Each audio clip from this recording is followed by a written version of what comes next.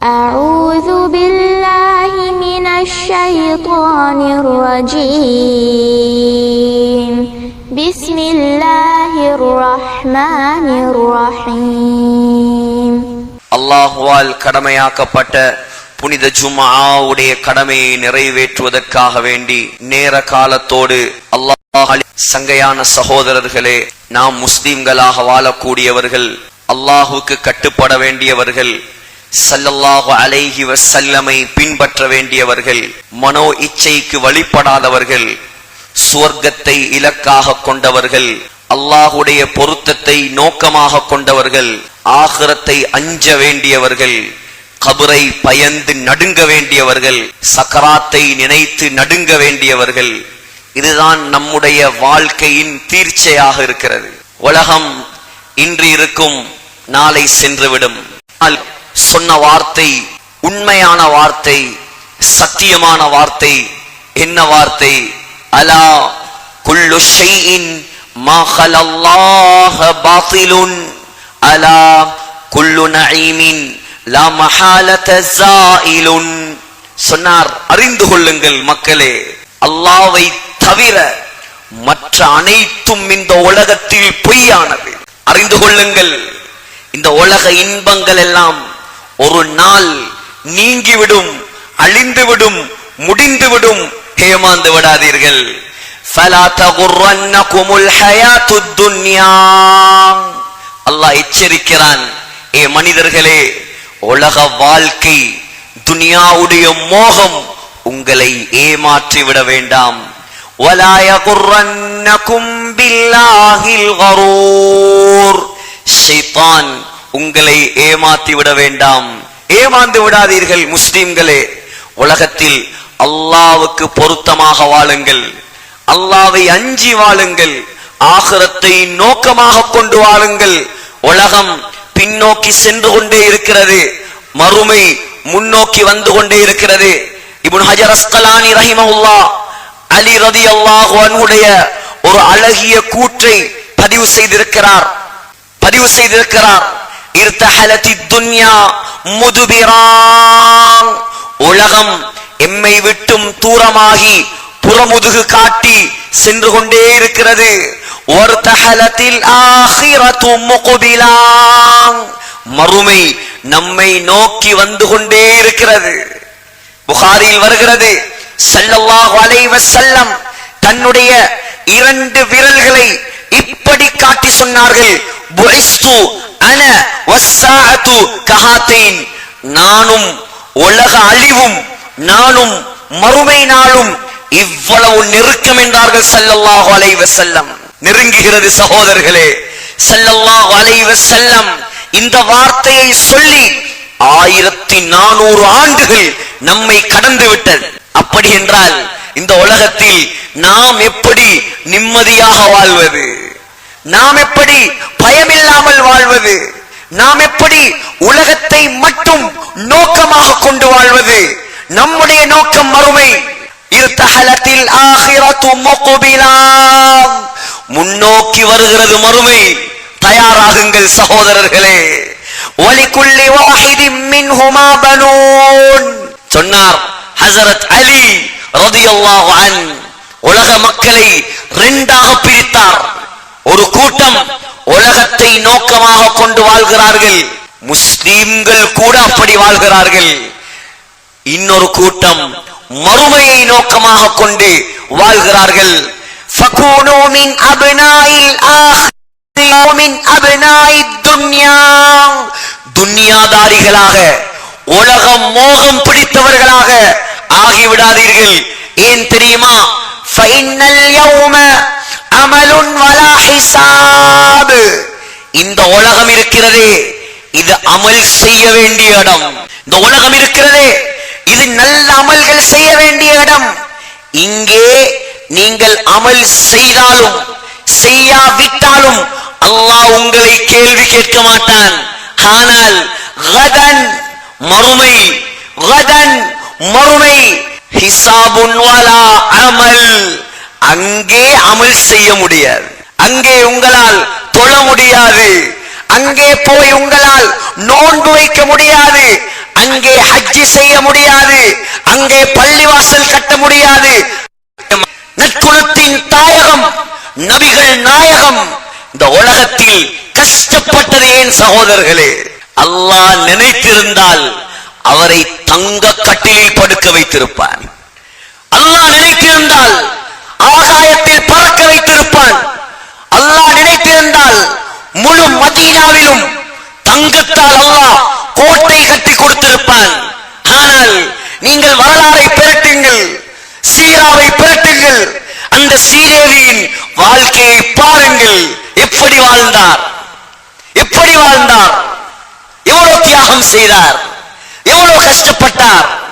நிம்மதியாக சாப்பிட்டது கிடையாது.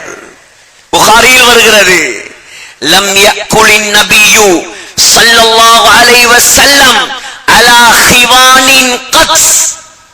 மௌத் வரை அந்த ஸல்லல்லாஹு அலைஹி வஸல்லம் மேசைக்கு மேல் உட்கார்ந்து சாப்பிட்டது கிடையாது. ஏன்? அந்த வீட்டில் மேசை இருக்கவில்லை. வெள்ளிக்கிழமை நாள் வந்துவிட்டால் சகோதரர்களே, மிஸ்கீன்கள் கூட பிரியாணி தின்னும் நாள் இது. நம்முடைய வீட்டில் ஒரு வெரைட்டி தான், ஆனால் அவர்களுக்கு பல வெரைட்டி, வகை வகையான சாப்பாடு, விதம் விதமான சாப்பாடு. பொரித்தது வேண்டுமா, டவல் வேண்டுமா, பிரியாணி வேண்டுமா, ஃப்ரைட் ரைஸ் வேண்டுமா, ஆர்டர் பண்றது வேண்டுமா, வீட்டில் ஆக்குறது வேண்டுமா? தவறல்ல சகோதரர்களே, ஹராம் அல்ல, சாப்பிடலாம், முடியும், ஆகுமானது. ஆனால் கொஞ்சம் திரும்பி பாருங்கள் நம்முடைய தலைவரின் வாழ்க்கையை. புகாரியில் வருகிறது, லம் யரன் நபியு ஸல்லல்லாஹு அலைஹி வஸல்லம் ஷாத்தன் சமீகன் பிஐனிஹி கத்ஸ். பொரிச்ச இறைச்சி நாங்க சாப்பிடுவோம், பொரியல் இல்லாமல் இறங்காது நமக்கு. ஆனால் நம்முடைய தலைவர் பொரிச்ச இறைச்சியை தன்னுடைய கண்ணால் கண்டது கிடையாது. புகாரி, பொரிச்ச இறைச்சி. நம்மளை பொறுத்த வரைக்கும் இதெல்லாம் ஒரு சப்ஜெக்டா, இதெல்லாம் ஒரு சாப்பாடா? சகோதரர்களே, ஸல்லல்லாஹு அலைஹி வஸல்லம் புகாரியில் வருகிறது, ஸல்லல்லாஹு அலைஹி வஸல்லம் சாப்பிட்டது சலிக்காத மாவு, சலிக்காத கோதுமை. விளங்கும் பாசையில் சொல்வதாக இருந்தால் அரிசியும் உமியையும் போட்டு ஆக்கினா எப்படி இருக்கும்? அரிசி, நெல்லு, உமி எல்லாத்தையும் கலந்து ரைஸ் குக்கர்ல வச்சா நாம் சாப்பிடுவோமா? ஸல்லல்லாஹு அலைஹி வஸல்லம் சாப்பிட்டது அதுதான், அதைத்தான் சாப்பிட்டார். கேட்டார்கள், ஏன் உங்களுடைய வீட்டில் முன்ஹல் மாவரி இருக்கவில்லையா? மாவரியை கூட ஸல்லல்லாஹு அலைஹி வஸல்லம் தன்னுடைய கண்களால் கண்டது கிடையாது. இந்த உலகம் நோக்கமாக இருந்திருந்தால் அவர் மன்னனாக வாழ்ந்திருப்பார். சுலைமான் அலைஹிஸ்ஸலாமுக்கு காற்றை வசப்படுத்தி கொடுக்க இயலும் என்றால் நம்முடைய தலைவருக்கு அல்லாஹ் கொடுக்க மாட்டானா? சுலைமான் அலைஹிஸ்ஸலாம் மௌத்தாகியும் இந்த உலகத்தில் ஆட்சி செய்தார் என்றால் அல்லாஹ் நம்முடைய தலைவருக்கு ஆட்சியை கொடுக்க மாட்டானா? நான் அடிமையாகவும் ஒரு ரசூலாகவும் வாழ்கிறேன், அரசாட்சி எல்லாம் எனக்கு வேண்டாம். சஹீஹுல் புகாரியில் வருகிறது. சகோதரர்களே, 29 நாள் ஸல்லல்லாஹு அலைஹி வஸல்லம் மனைவிமாரை எச்சரிப்பதற்காக மனைவிமாரை விட்டும் ஒதுங்கி இருந்தார்கள். மனைவிமாருடைய கல்பில் இருந்து துனியாவுடைய மோகத்தை கலட்டுவதற்காக ஹஜ்ரத் உமர் ஸல்லல்லாஹு அலைஹி வஸல்லமுடைய நெருங்கிய நண்பர், ஸல்லல்லாஹு அலைஹி வஸல்லமுடைய மாமனார், ஹஃப்ஸா நாயகியின் தகப்பனார், மகளுக்கு ஏசி விட்டு நாயகத்தை சந்திக்க வந்தார். ஸல்லல்லாஹு அலைஹி வஸல்லமுடைய வீட்டுக்குள் அன்றுதான் அவர் செல்கிறார்.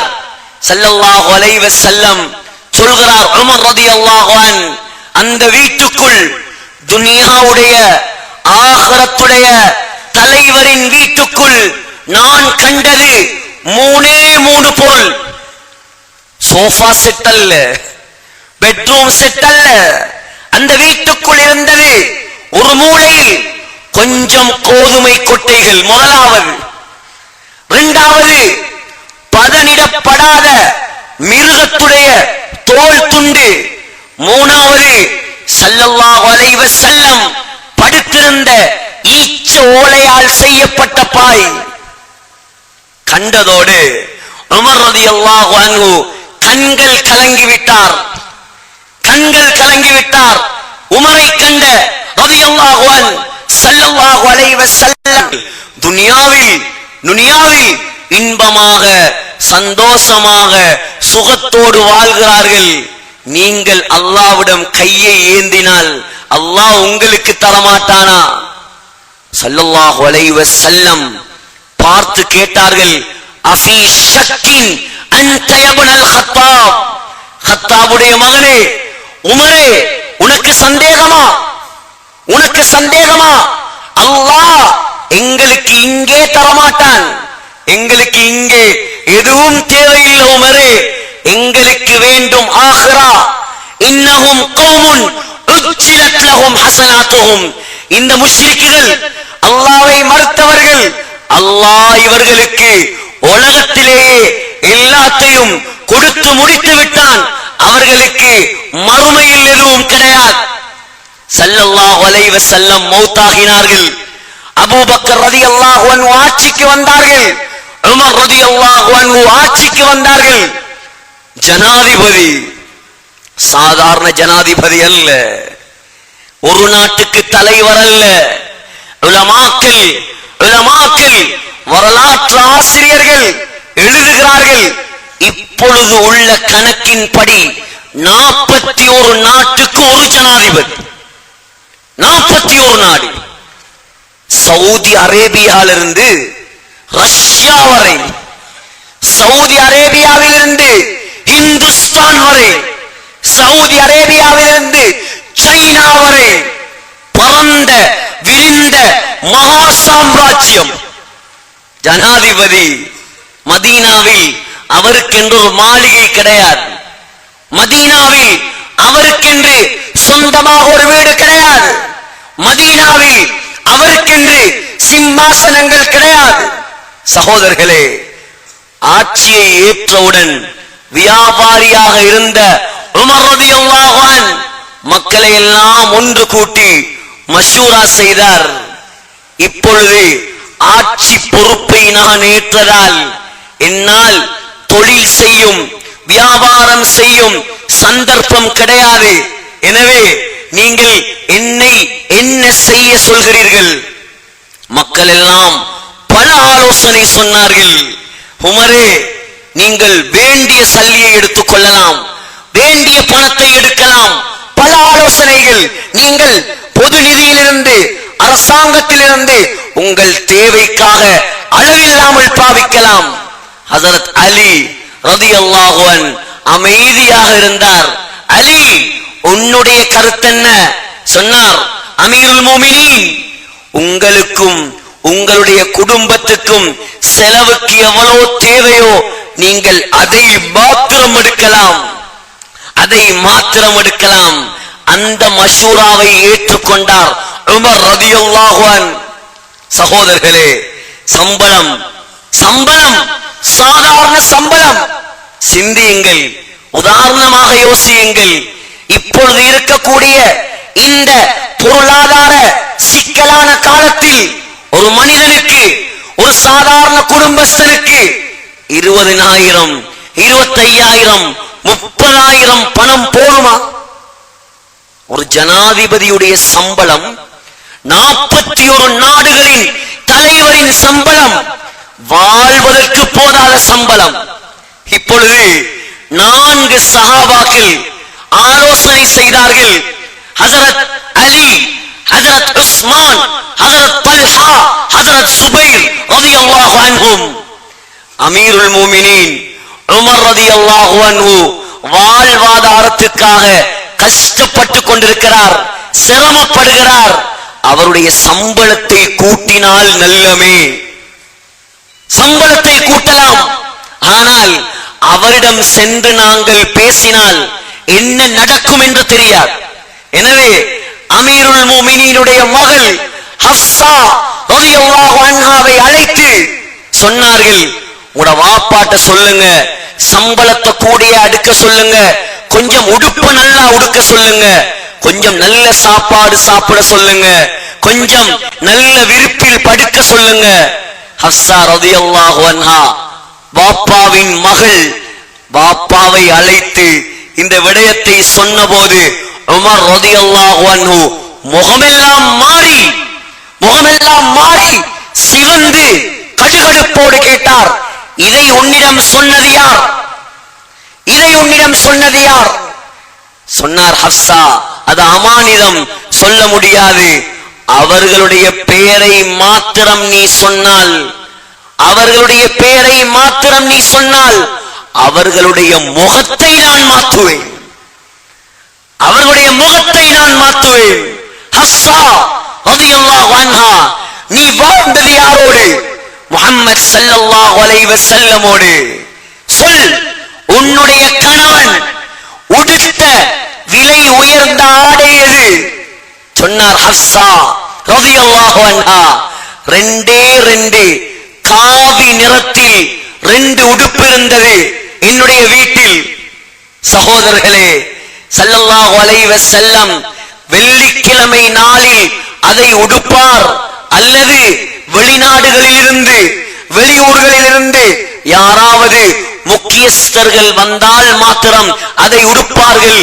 அதுவும் விலை உயர்ந்த ஆடை அல்ல. ஹஃப்ஸா, சொல், உன்னுடைய கணவன் முஹம்மது ஸல்லல்லாஹு அலைஹி வஸல்லம் சாப்பிட்டது எது? சொன்னார், எங்களுடைய வீட்டில் முழுக்க சாப்பாடு சலிக்காத கோதுமை மாவால் செய்யப்பட்ட ரொட்டிதான். ஒரே ஒரு நாள் எனக்கு ஞாபகம் இருக்கிறது, ஒரு நெய் போத்தலுடைய அடிப்பகுதியில் நெய் கொஞ்சம் இருந்தது. அந்த ரொட்டியில் நான் அதை பூசி கொடுத்தேன். டேஸ்டாக இருக்கிறது என்று சொல்லி சாப்பிட்டார்கள். பக்கத்தில் இருந்தவர்களுக்கும் அதை பங்கு கொடுத்தார்கள். இதுதான் என்னுடைய கணவன் சாப்பிட்ட விலை உயர்ந்த சாப்பாடு. ஹஃப்ஸா, உன்னுடைய கணவன் முஹம்மது ஸல்லல்லாஹு அலைஹி வஸல்லம் படுத்த விலை உயர்ந்த பெட் எது? சொன்னார், என்னுடைய வீட்டில் முரட்டு துணி ஒன்று இருந்தது.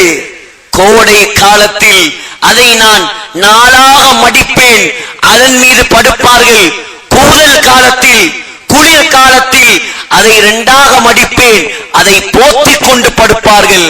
இதுதான் என்னுடைய கணவனுடைய வாழ்க்கை. சொல்லிவிட்டு ஹஃப்ஸா ரலியல்லாஹு அன்ஹா தேம்பி அழுது விட்டார். சொன்னார் உமர் ரலியல்லாஹு அன்ஹு, உமரே, ஹஃப்ஸா, உன்னிடம் சொன்னவர்களிடம் சொல், மௌத்து வரைக்கும் நான் என்னுடைய தோழருடைய வழியை தவிர வேறு எதையும் நான் பின்பற்ற மாட்டேன். ஒரு முறை சகோதரர்களே, வெள்ளிக்கிழமை நாள் குத்பா ஓத உமர் ரலியல்லாஹு அன்ஹு லேட்டாகி வந்தார்கள். சஹாபாக்கள் காரணம் கேட்டார்கள். சொன்னார், என்னிடம் இருந்தது இதே ஆடை மட்டும்தான், இது கழுவி காய்வதற்கு லேட்டாகிவிட்டது, மன்னித்துக் கொள்ளுங்கள். பக்கத்து நாட்டில் ஒருவன் ஒரு கோட் போடுறான், ஸ்ரீலங்கா சல்லிப்படி 45 லட்சம். 45 லட்சம். ஆனால் அந்த நாட்டில் அவன் முஸ்லிம்களை துவேஷத்தை தவிர வேறு எதையும் வளர்க்கவில்லை. சகோதரர்களே, துனியா இருக்கலாம், பணம் இருக்கலாம், வசதி இருக்கலாம், தவறு கிடையாது. ஆனால் பணம் தான் வாழ்க்கை, உலகம்தான் வாழ்க்கை, துனியாதான் வாழ்க்கை என்று ஏமாந்து விடாதீர்கள். நான் சொன்ன ஸல்லல்லாஹு அலைஹி வஸல்லம், உமர் ரலியல்லாஹு அன்ஹு அனைவருடைய பேரும் இன்று வரை நிலைத்திருப்பது துனியாவால் அல்ல, அவர்கள் உலகத்தில் அல்லாஹ்வுடைய மார்க்கத்துக்காக செய்த சாதனையால். அற்ப வாழ்க்கை சகோதரர்களே, இந்த அற்ப வாழ்க்கைக்காக நீண்ட கால நிரந்தரமான வாழ்க்கையை வீணாக்கி விடாதீர்கள். ஸல்லல்லாஹு அலைஹி வஸல்லம் இந்த உலகத்தில் வாழ்ந்தது 63 ஆண்டுகள். இன்று கபரில் வாழ்கிறார்கள். 1400 48 ஆண்டுகள் ஹஜ்ரத் அபூபக்கர் சித்தீக் ரலியல்லாஹு அன்ஹு உலகத்தில் வாழ்ந்தது 63 ஆண்டுகள். இன்று கபரில் வாழ்கிறார் 1436 ஆண்டுகள். ஹஜ்ரத் உமர் ரலியல்லாஹு அன்ஹு உலகத்தில் வாழ்ந்தது 63 1410 ஆண்டுகள். 60 பெரிதா 1000 பெரிதா? 60 பெரிதா 1000 பெரிதா? 60க்காக 20க்காக 1000 நாசமாக்கி விடாதீர்கள். 1000 நாசமாக்காதீர்கள். சரி, கபராவது 1000 முடிந்துவிடும், 2000 முடிந்துவிடும். ஆனால் மறுமை 50,000 சனா. அல்லாஹ் சொல்கிறான் 50,000 ஆண்டுகள். முடியாது சகோதரர்களே. ஒரு நாள் 50,000 ஆண்டுகள். அழியாது, முடியாது. உலகத்தில் பேரோடு புகழோடு வாழ்ந்தவர்கள் எல்லாம் இன்று கபரில் எலும்பும் இல்லாமல் ஆகிவிட்டார்கள். ஏமாந்து விடாதீர்கள்.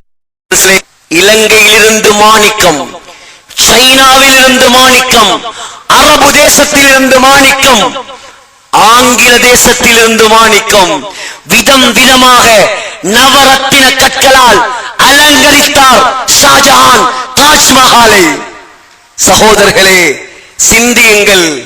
தனி பளிங்கு கற்கள், பளிங்கு கற்கள் 400 வருடங்களுக்கு முன்னால் கட்டப்பட்ட கட்டிடம். எதற்காக?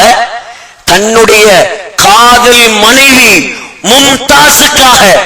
மௌத்தா போன மும்தாஸ ஒரு இடத்துல தற்காலிகமாக அடக்கம் செய்துவிட்டு 20 வருடங்களுக்கு பின்னால் தாஜ்மஹால் கட்டி முடித்து மௌத்தாகி அடக்கின ஜனாசாவை தோண்டி எடுத்து தாஜ்மஹாலுக்குள்ள புதைத்தான்.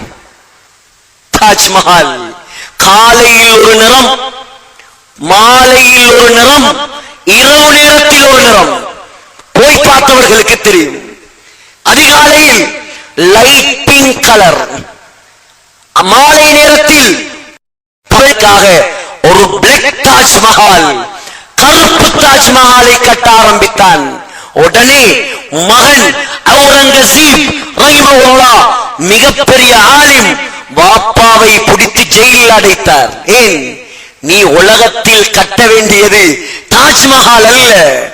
உலகத்தில் அல்லாஹ் உனக்கு தந்த பதவியை, வசதியை, வாய்ப்பை, ஆட்சியை வைத்து நீ அல்லாஹ்வுடைய மார்க்கத்தை ஹயாத்தாக்க வேண்டும்.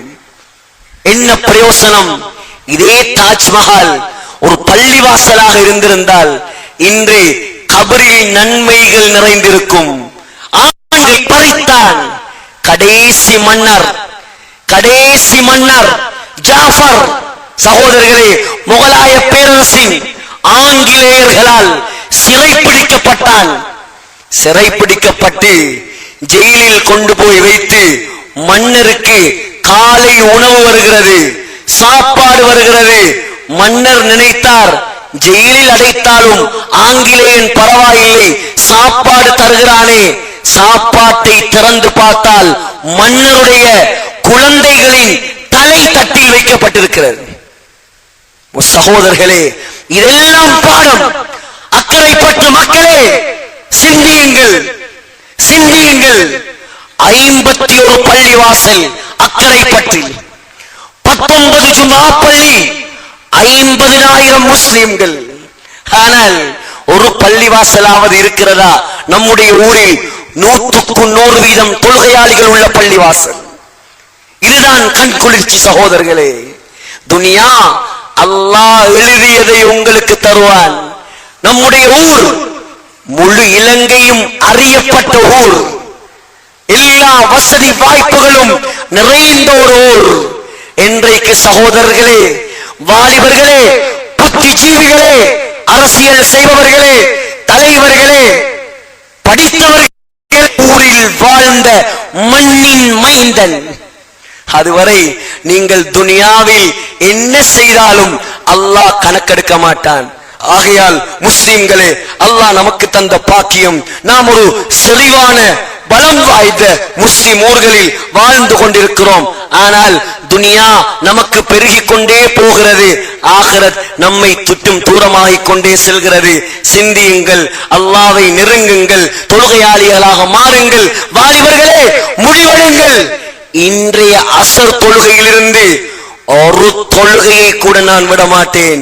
முடிவெடுங்கள், அல்லாஹ்விடம் வாக்கு கொடுங்கள், வாழ்ந்து பாருங்கள், செய்து பாருங்கள், அல்லாஹ்வுக்காக ஹராத்தை விட்டு பாருங்கள்.